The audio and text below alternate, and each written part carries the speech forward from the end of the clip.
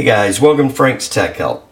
So today I'm going to be working on the Traxxas Rustler VXL two-wheel drive model, and this is now my wife's vehicle. I'd driven it for probably 8 or 9 months, and really didn't have too many problems out of it. Primarily the rear axles eventually broke, after like a week or so.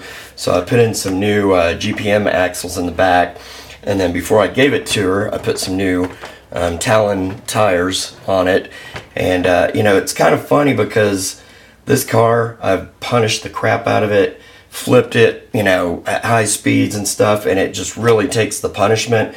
And the irony of it is that we were doing jumps, and she jumped it maybe, I don't know, 3 feet in the air, maybe a distance of maybe 4 or 5 feet, away from the ramp, and just happened to land on the back tire, and it busted the A-arm. And so today I'm going to be replacing the rear gearbox, the gear shaft, which also has the A-arm mount built into it. And this is part 3691A for Traxxas. And so kind of the other part is that I have the Rustler 4x4 VXL, and it's the same thing. Man, I've jumped that thing over 100 times, and it's been 15 feet in the air and gone 20, 25 feet, tumbled, and it's stayed together fairly well. And oddly enough, I hit a wood post doing about 10 miles per hour and took out the A-arm on the front of that vehicle just because it hit just in the right spot. So apparently, if you're going to wreck this thing, make sure you're going really fast. So it seems to survive that a little bit better for some reason. So alright, so we'll pop the cover off here and give you guys a quick little look here at what's going on. So on this vehicle, on the 4x4, it's actually the rear bulkhead that you change out, but on this case, on the VXL two-wheel drive, it's the rear gearbox that has to be replaced because this is mounted in, but you can see kind of right there the damage. Like I said, she landed basically just kind of like that on the rear tire, and it just ripped it right out of there. So anyway, without further ado, let's go ahead and jump into this. Now I do have the wheelie bar installed on this one, but it doesn't matter. This is going to be the same process even if you don't have the wheelie bar. There's 2 screws right here that need to be removed primarily to take off this rear bracket. So I'm going to go ahead and get into that.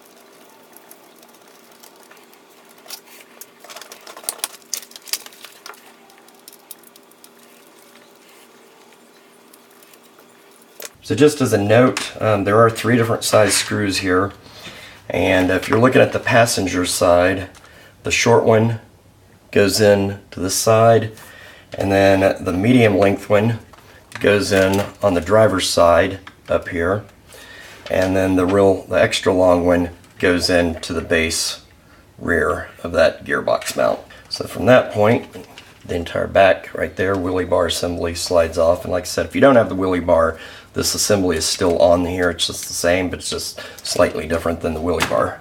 Gear cover back here, which I'll go ahead and remove that next.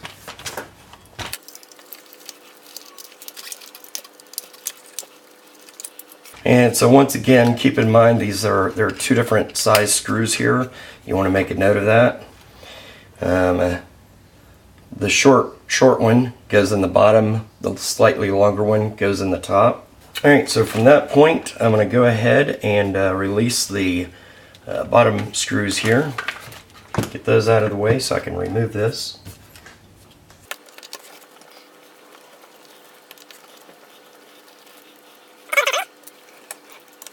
So at this point, it is necessary to remove the rear shock tower for this procedure.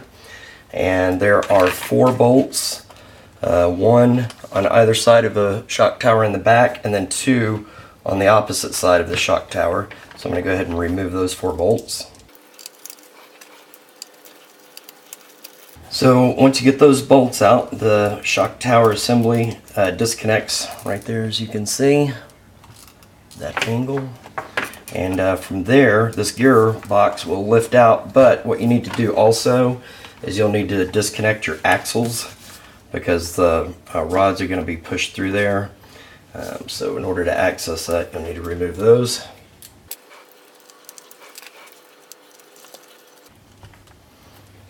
and disconnects just like that. Go ahead and set that aside for that side.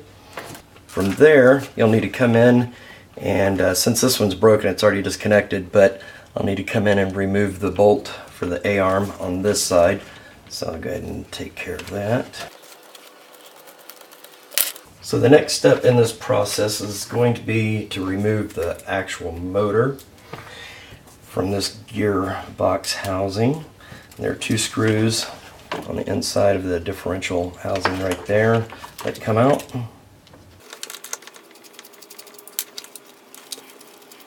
Alright, so after those 2 are removed, you'll want to remove your pinion gear from the motor. This won't slide out of the housing without removing that. I'll go ahead and forewarn you, this bolt was seized up really tight. Probably heat or whatever, but it was on there really well. And so, in fact, my precision tool, as soon as I put it in there to try to get this bolt out, pretty much just chewed up the inside of that. And the Traxxas provided tool wouldn't work either. As far as that goes. And so my solution is probably 2 solutions for you that you could use. My solution, if you can see that, the tip of my precision bit there, it starts off small and it gets bigger as it progresses down. So I took a Dremel tool and ground off the tip of it, which made it a tad bit wider than what it normally is. And I was able to force it down in there and actually took a pair of pliers and tapped it in there a couple of times. And then I was able to break the seal on that bolt. The only other solution I think I can come up with for you is probably to use a couple of drops of super glue. So if you put a couple of drops of super glue on the end of your wrench, put it down in there like so, like that, and then let that dry. So what that's going to do is it's going to fill in the gap. So once that dries, you should be able to break that bolt out of there if it gets stuck. So then after that, all you have to do is just pop the bolt off the end of the wrench when you're done. Alright, so from there, go ahead and set this out of the way. The motor will release after that. So kind of inspect that just to check, make sure. And also note the position that your motor is in when you take it out, because when it goes back in, you want to make it sure that it's in that same position as far as that goes. So just as a note, the top and bottom screws right here are in line with the back of the motor right there. So alright, so that's the primary function here as far as getting everything kind of out of the way. You can see the back assembly of the vehicle now. I'm going to go ahead and set this aside for the moment. So we'll come into here with the gearbox now, and you can see the inside of the gearbox and go ahead and compare it to the parts that we have on hand, see what needs to be transferred. So you do have a bunch of various screws here. You got 3 up top, 3 down here, none on the other side that I see, but you will want to remove this little black washer thing in here, space or whatever, and then we'll go ahead and put that one into the new one. And this is basically a guide, a spacer and guide for the motor. For the motor mount, helps keep the motor positioned properly. From there, we'll go ahead and remove the rest of the screws here. Another critical point that you want to make a note of as you're doing your disassembly on this is that most of the screws, the 3 top screws up here that go in, are the same length. The one in the back here is slightly shorter, and then the other 2 that you're taking out right here are the same length as the 3 top ones. So 5 bolts, 1, 2, 3, 4, and 5 are the same length, and the one that goes in the back right there is slightly shorter. So the only other thing to note here on the outside that I see is a piece of black tape down here. Looks like electrical tape. Compare it to the new one, so you see that there is a slot there, and I would imagine it's probably holding gear oil or something to that effect in there to keep it from leaking out, which is, you know, it's kind of odd to use a piece of tape or whatever for that. Go ahead and peel this off. Yep, so, and it's not even electrical tape, it's some kind of foil something under tape. But anyway, once you peel that off, it's done for. It will not stick at all. We'll go ahead and remove the gearbox assembly. Carefully kind of keep everything on one side as far as that goes. Slide this apart, kind of observing the inside of it as I go. There we go.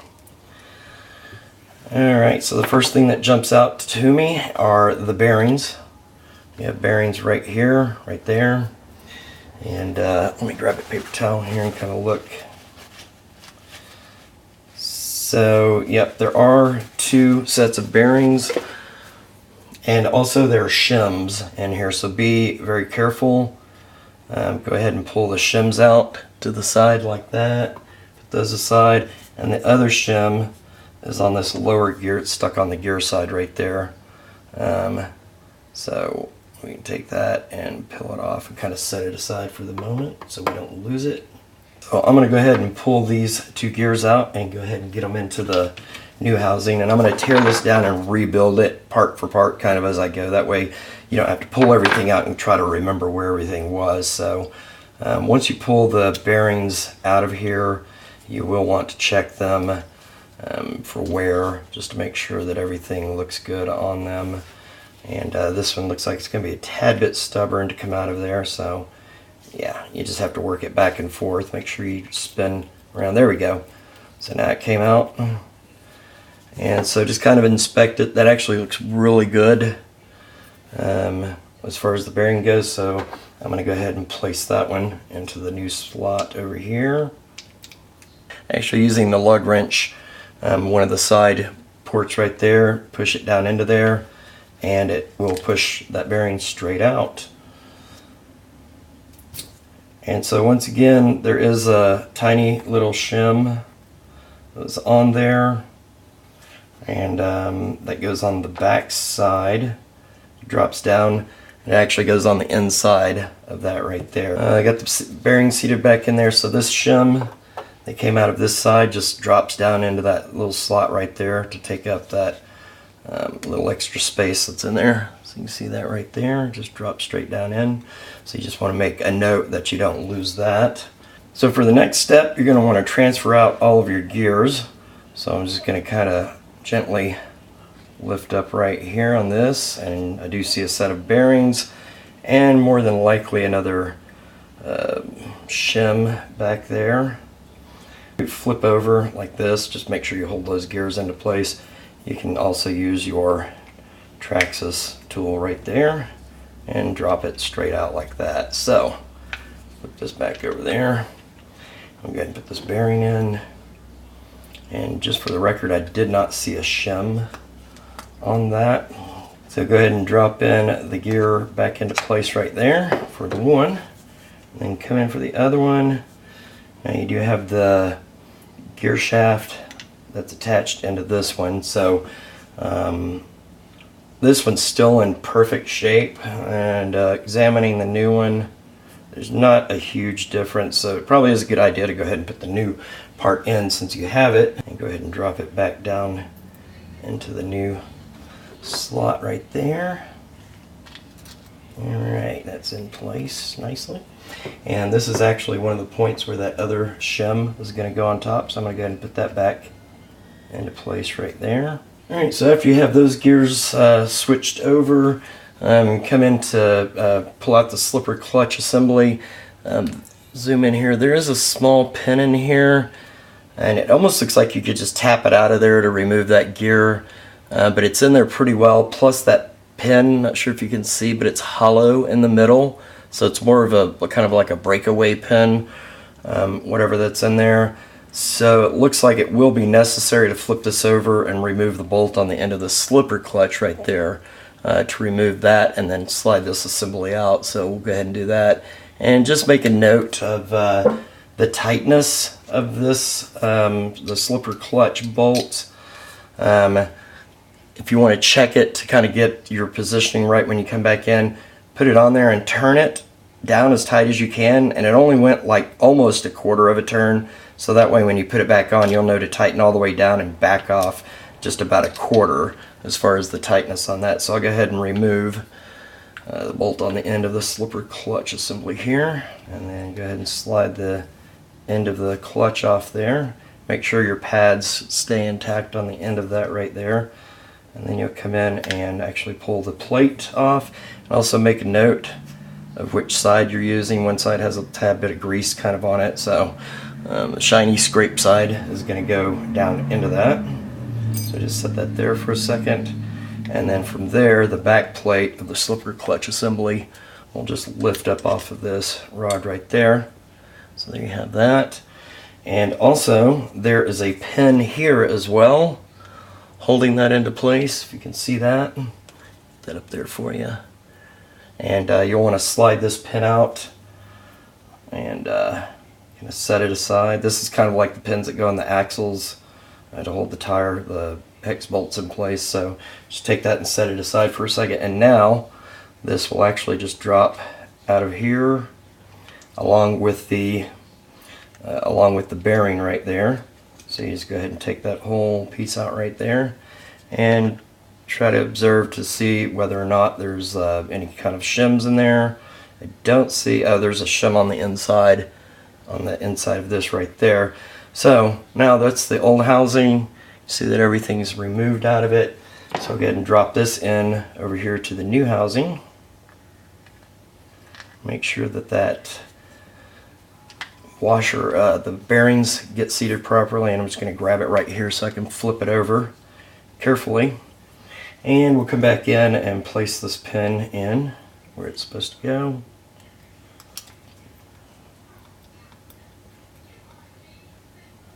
So make sure it's centered up, so then you come back in and put the back of your flywheel slipper clutch assembly and just make sure it seats down to where that pin is, so you can verify that, put it in, and you will kind of feel it click into place there a little bit.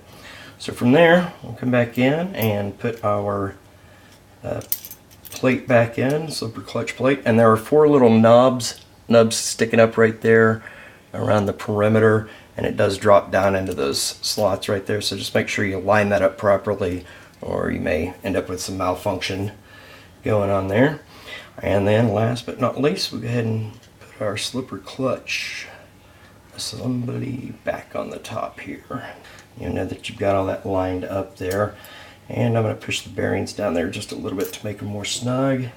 Put our spring bracket back on and go ahead and start tightening this bolt back down here.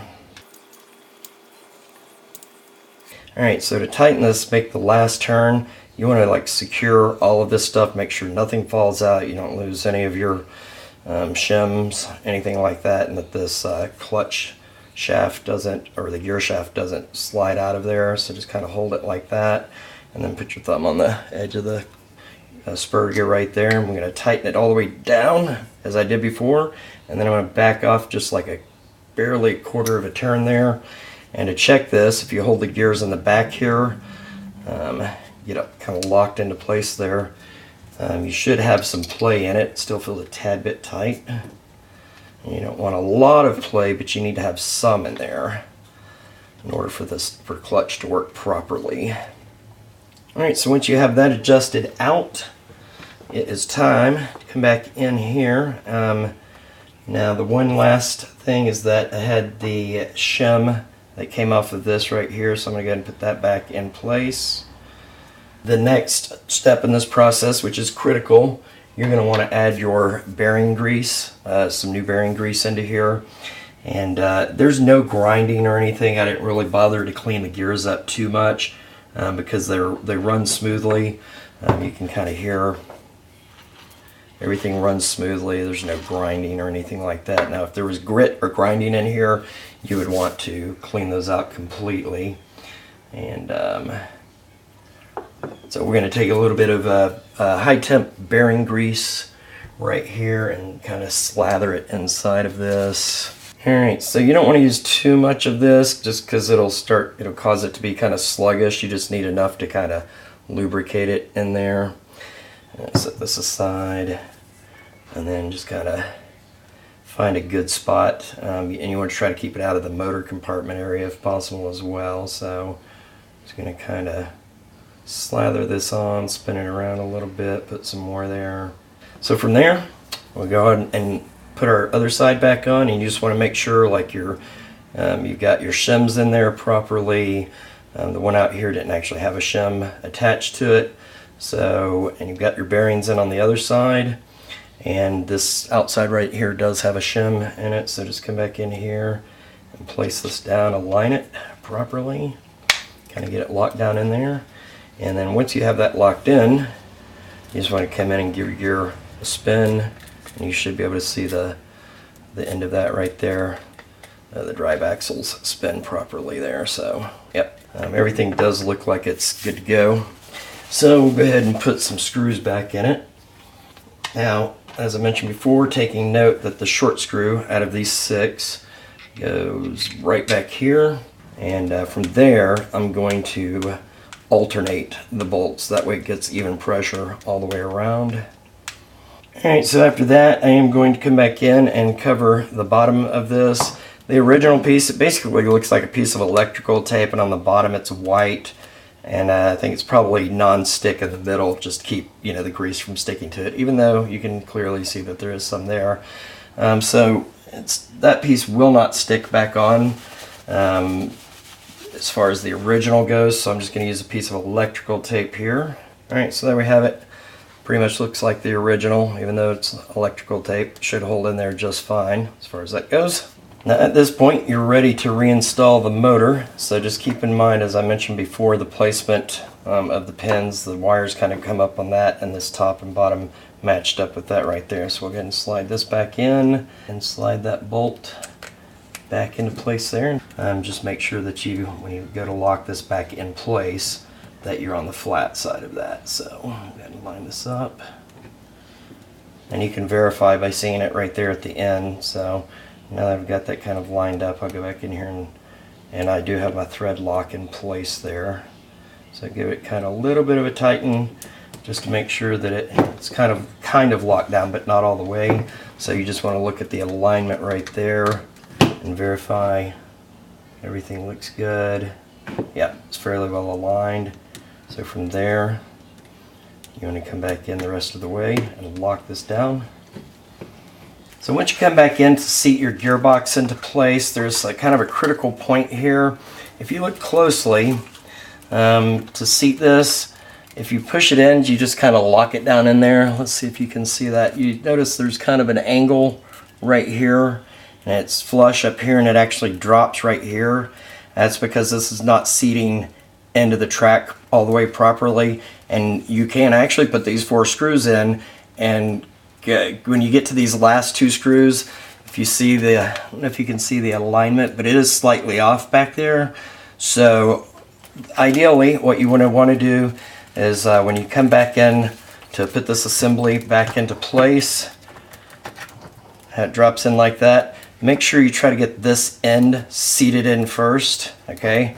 So you're going to go slightly at an angle like this. So that way, now if you look closely, you can see that that is seated. Well, it just slipped, but you're going to go in and up and at an angle like that to get that seated in properly.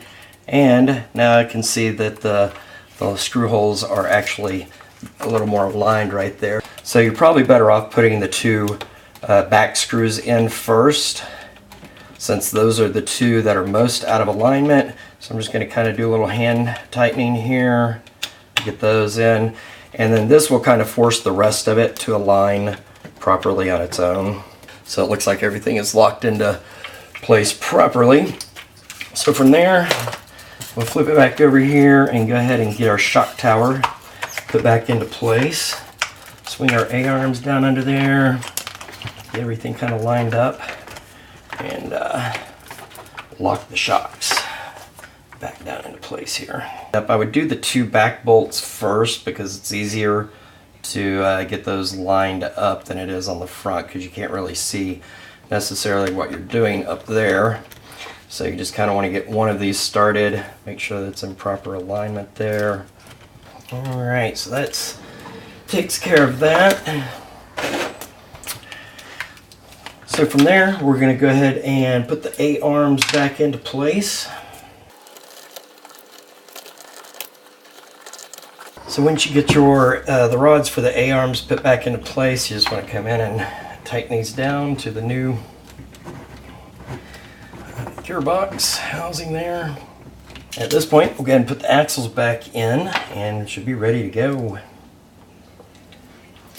As far as putting the axles in, on this side it is easier to have this differential housing off in order to do this. That way you have easy access to the bolt back here in the back to the screw end. So let's slide this in. I want to put a tad bit of thread lock onto your bolt there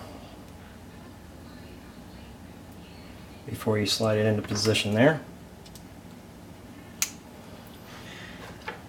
And this is kind of, I normally do this on a flat surface. I'm just trying to keep it in visual for the camera for you guys. So I use my tweezers here to kind of align the hole, position for the hole for this. So, and also typically on these axles, they have one side will have a smaller hole than the other, and the larger hole is usually the thread side, but you can see the threads in it as you do that. So we'll go ahead and place the axle into position there, and then come back in and just give it a little twist there until it drops into place and nice tighten there. Give it a little nice grip on that. Got it stuck in there.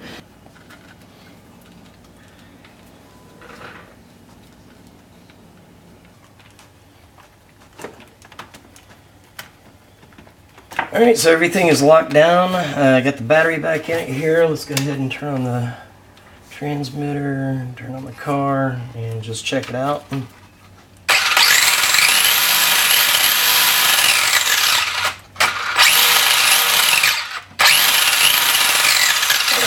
Okay, there you have it. It's the Traxxas Rustler VXL 2-wheel drive. How to replace the gearbox, tear down the rear differential, and fix the A-arm mounts. Hope this video helped you guys out. As always, thanks for watching Frank's Tech Help. Peace. Okay.